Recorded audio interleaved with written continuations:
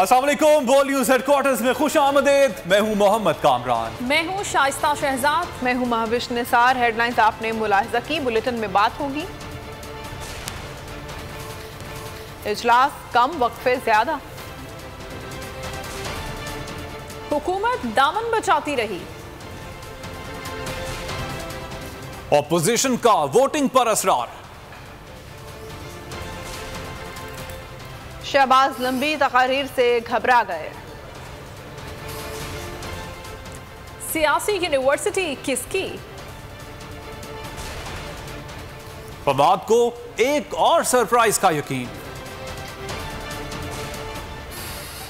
मुनहरफीन के खिलाफ दरख्वास्त। और हुकूमत की नजरसानी अपील।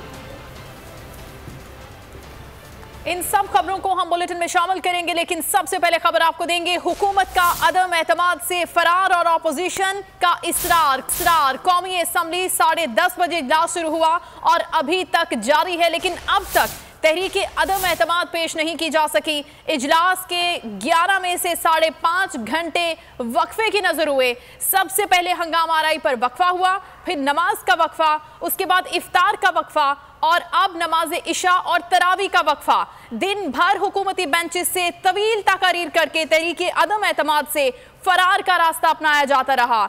दूसरी तरफ अपोजिशन अरकान हुकूमत पर कीचड़ उछालने के साथ साथ वोटिंग का राग अलापते रहे। तरीन वोटिंग के लिए कौमी असम्बली का अहम तरीन इजलास। ऐवान की कार्यवाही सुबह 10:30 बजे शुरू हुई। अपोजिशन के 176 अरकान शरीक हुए। हुकूमत के 100 अरकान शामिल हुए। स्पीकर असद कैसर ने वक्फा सवालात का आगाज करवाया तो अपोजिशन लीडर शहबाज शरीफ ने फ्लोर मांग लिया। जी प्लीज। मियां शहबाज साहब।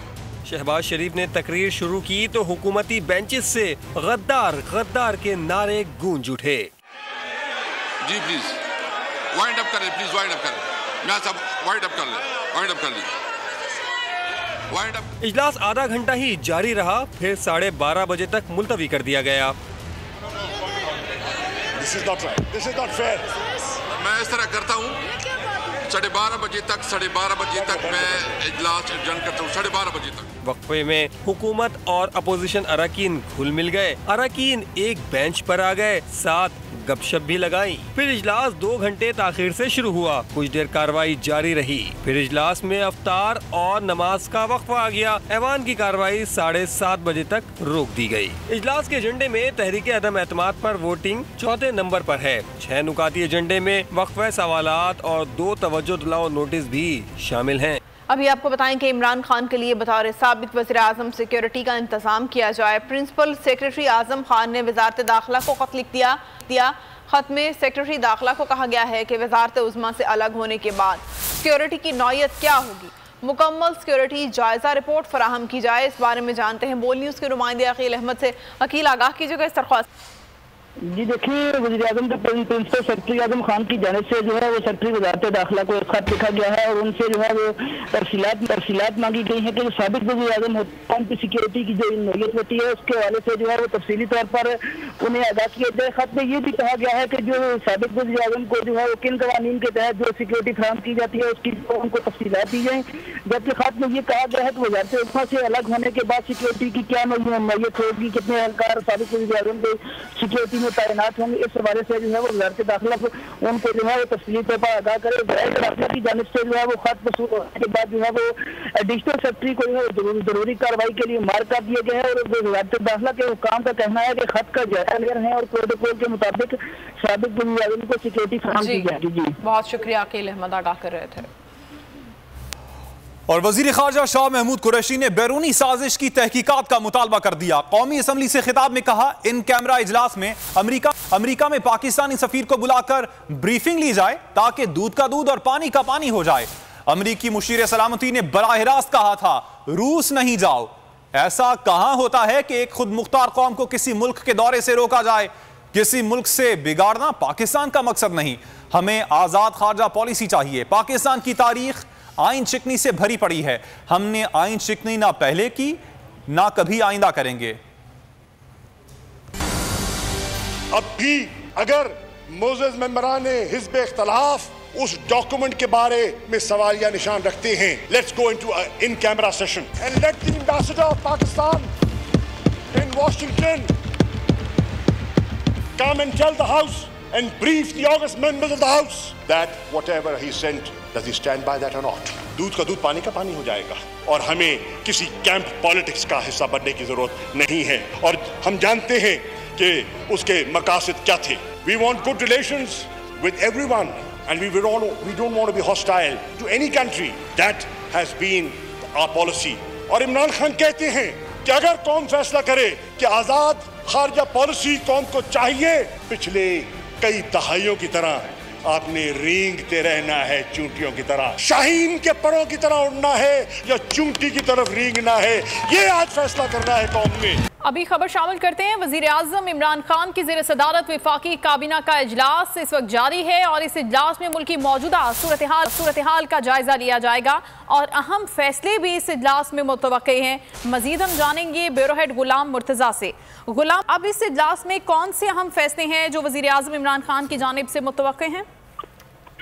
जी, वज़ीर आज़म इमरान खान की ज़ेर सदारत वफाकी काबीना का इजलास अभी से कुछ देर पहले शुरू हुआ है। अभी मुशावरत हो रही है मुख्तलिफ ऑप्शंस के ऊपर और सबसे पहले जो मशवरा दिया गया है जिससे मुशावरत जारी है वो वज़ीर कानून की जानिब से कहा गया है कि चीफ इलेक्शन कमिश्नर और 2 मेंबर जो जिनमें से एक मेंबर सिंध के और एक मेंबर पंजाब के खिलाफ रेफरेंस लाने पर मुशावरत शुरू कर दी गई है कि उन्होंने सुप्रीम कोर्ट ऑफ पाकिस्तान में अपने आईनी का इख्तियार है उससे तजावुज़ किया है। जब उनको सुप्रीम कोर्ट ने इस्तफसार किया था कि वो 90 दिन के अंदर इलेक्शन करवा सकते हैं तो उनकी जानिब से ये कहा गया कि 7 महीने तक हम इलेक्शन कराने के लिए तैयार होंगे। तो 90 दिन का टर्न्योर होता है और ये किसी भी chief election commissioner of Pakistan का ये कहना कि मैं 90 नहीं करवा सकता तो उसकी सॉलिड रीजंस जो है वो सामने आनी चाहिए।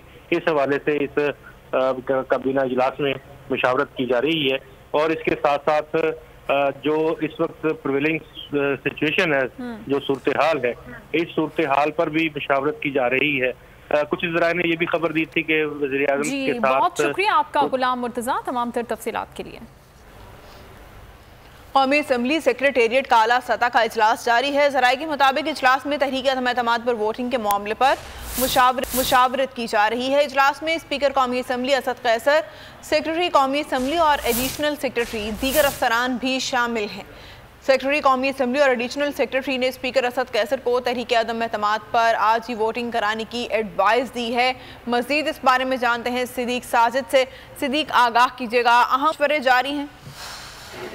जी बिल्कुल, अभी हम पार्लियामेंट हाउस में मौजूद है। 9:30 बजे इजलास दोबारा शुरू होना है लेकिन इस जो वक्फा हुआ इस दौरान जो है वो स्पीकर कौमी असम्बली से कौमी असम्बली सेक्रेटेरिएट के आला अफसरान ने मुलाकात की है और स्पीकर को एडवाइस दी है, खासतौर पर सेक्रेटरी कौमी असम्बली ताहिर हुसैन ने। उन्होंने कहा है कि अगर अदालती फैसले पर अमल दरामद नहीं होता तो न सिर्फ स्पीकर साहब आपके ऊपर बल्कि हमारे ऊपर भी आर्टिकल 6 लग सकता है, तो इन्हें अदालत की कार्रवाई शुरू हो सकती है। तो लिहाजा ये एडवाइस स्पीकर को दी गई है कि वो आज ही वोटिंग जो है वो 12 बजे से पहले इसको जो है लाजमी यकीनी बनाए। वो फिर हमें तो इन्हें दावत और दीगर जो मसाइल है उसका सामना जो है वो करना पड़ सकता है और हमारी सर्विसेज जो है वो भी इसमें अफेक्ट हो सकती हैं। तो स्पीकर कौमी असम्बली ने कहा कि वो सारे प्रोसेस को देख रहे हैं, मुशावरत कर रहे हैं, सुप्रीम कोर्ट का फैसला भी उनके सामने है।